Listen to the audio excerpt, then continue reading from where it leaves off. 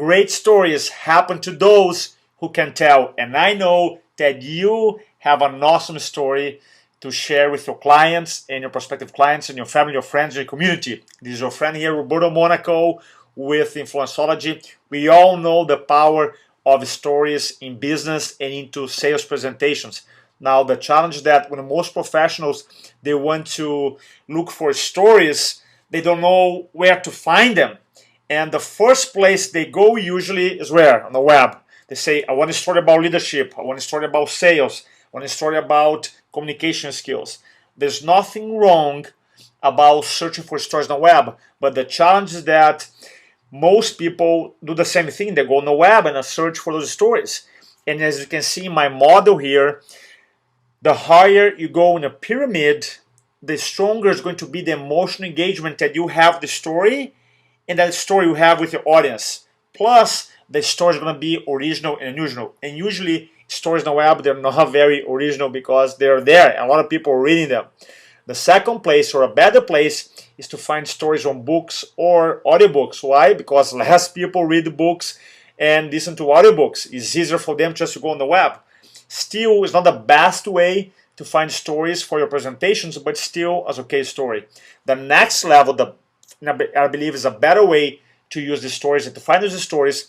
It is with co-workers or industry-specific events. In this conversation that you have with your co-workers and your friends, or you heard stories, because those stories, they're not popular yet, so they have a higher, bigger emotional impact. Now, here's what's cool.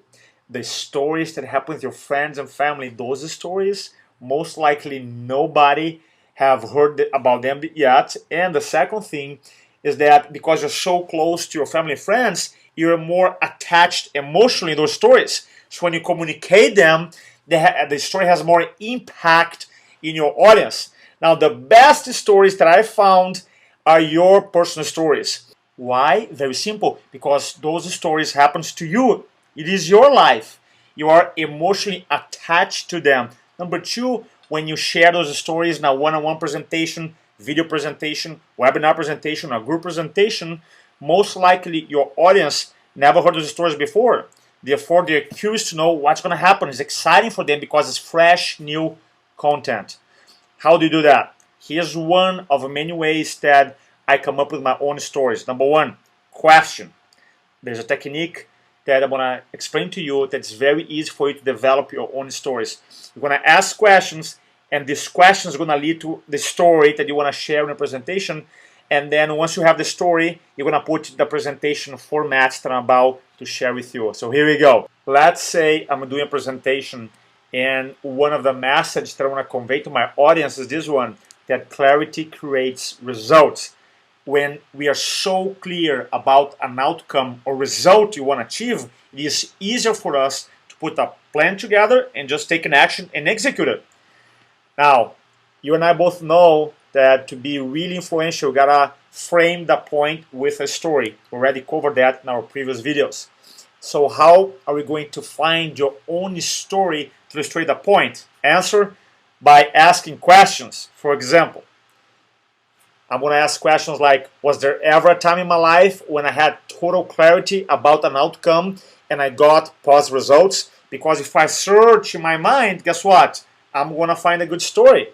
Another question, can I remember a time in my life when I was struggling because I was not clear about my next step? What happened when I got clear? What kind of results did I get? Very good question. Now I'm going to have these stories. Now once I have these stories, I'm going to put in a presentation format. And quickly here, now there's more advanced strategy, we don't have a lot of time here, but basically in a presentation format, you're going to organize that story, you want to give your own meaning, and you're going to relate to your audience. So you're going to tell the story, you're going to give the meaning of the story, and then you're going to relate back to audience, because your message, remember, is always about your audience. So let me give you an example.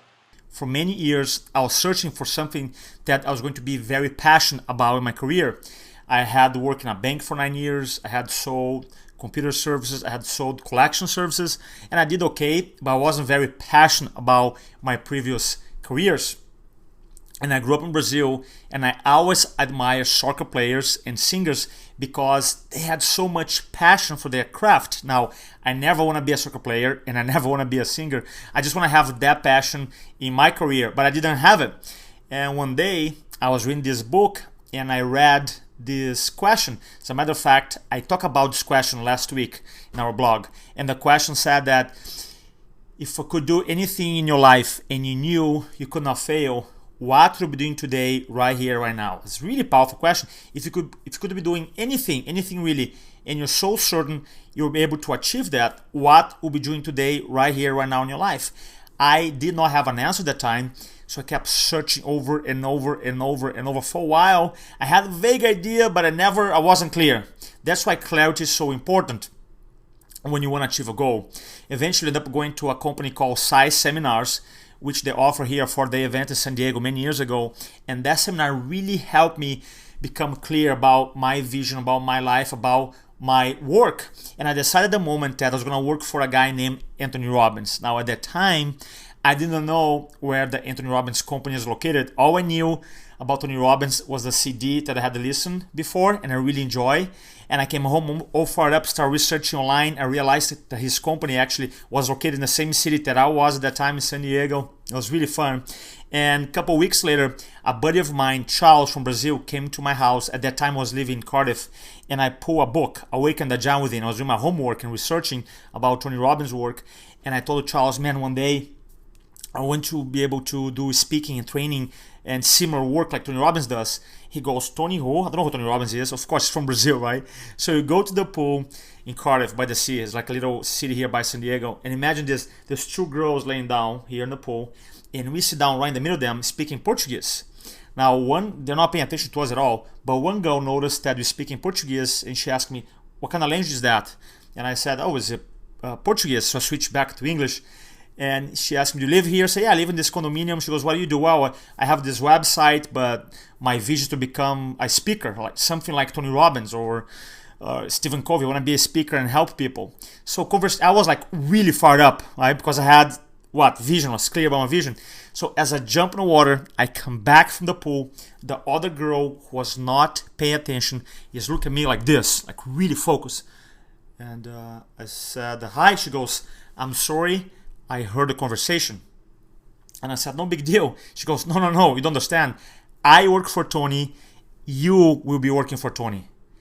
At that moment, my buddy, who I just showed him a book like an hour ago before, he goes, dude, this is a setup. The lady that I was talking about who asked me what I'm doing here and what's my goal, she said, this is a setup. I said, this is a setup, it's impossible. She goes, no, my name is Lena Powers. She still works for the company to this day, 2012. And basically it was amazing. She went to her apartment, brought back a Power Talk, little tape from Tony Robbins. At the time we had those tapes, and a business card. Call was on Monday. And I had an interview, and eventually started working for Tony for 5.5 years. Worked for the great man and great organization. And later left Tony Robbins to open up our company, InfluenceOlogy, with my business partner, Jeff Farrell. And today we have the opportunity to help a lot of people. So the whole lesson is that when you're exactly clear about your outcome, about what you want to do, and you take action, because I don't believe in the law of attraction. Law of attraction, I personally believe it because you attract to you got to attract and take action. So you got to take action, you got to be clear. So that's why law of clarity and action, right? When you're clear and you take action, then you're going to attract things in your life. Then you'll be able to be successful. So if you have anything in your life that you want to achieve but you don't know why, what's the reason you haven't achieved it yet, most likely is because you're not clear. So my recommendation to you, before you start taking action, just become 100% clear about your outcome. Hope you enjoyed this story. So that's how I tell stories. Remember, you want to make sure you tell the story, the meaning that I give to the story, and of course relate to the audience. If you want to learn more about what we do and how we can help you, just go to InfluenceOlogy.com and feel free to visit us on Facebook too, www.facebook.com/InfluenceOlogy.